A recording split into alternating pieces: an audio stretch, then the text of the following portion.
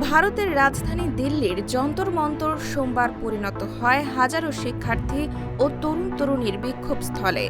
শিক্ষা ব্যবস্থার সংস্কার এবং কেন্দ্রীয় শিক্ষামন্ত্রী ধর্মেন্দ্র প্রধানের পদত্যাগের দাবিতে ককরোচ জনতা পার্টির ডাকে অনুষ্ঠিত এই কর্মসূচিতে পুলিশের লাঠিচার্জ, কাঁদানে গ্যাস এবং বিভিন্ন স্থানে মেট্রো স্টেশন বন্ধ করেও আন্দোলনকারীদের থামানো যায়নি। বিক্ষোভকারীদের দাবি, শিক্ষা সংকটের পাশাপাশি বেকারত্ব, মূল্যস্ফীতি এবং জবাবদিহিতার অভাবও এখন তরুণদের প্রধান উদ্বেগ।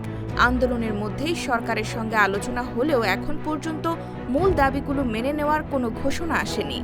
ফলে আন্দোলন অব্যাহত রাখার ঘোষণা দিয়েছে সিজেপি।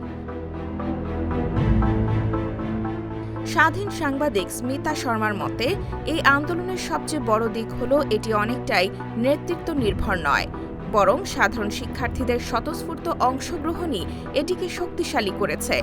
অন্যদিকে সমাজকর্মী যোগেন্দ্র যাদব এবং প্রবীণ সাংবাদিক হেমন্ত অত্রি মনে করেন, এই বিক্ষোভ শুধু শিক্ষা নয়, দেশের অর্থনীতি, কর্মসংস্থান এবং গণতান্ত্রিক জবাবদিহির প্রশ্নেও সরকারের জন্য একটি স্পষ্ট বার্তা। বিশ্লেষকদের মতে, দিল্লির এই বিক্ষোভ দেখিয়ে দিয়েছে যে দেশের তরুণ প্রজন্ম নিজেদের ভবিষ্যৎ নিয়ে আগের চেয়ে অনেক বেশি সোচ্চার। সরকারের জন্য এটি একটি রাজনৈতিক ও সামাজিক বার্তা, যা ভবিষ্যতের রাজনীতিতেও গুরুত্বপূর্ণ প্রভাব ফেলতে পারে। M1 TV news desk.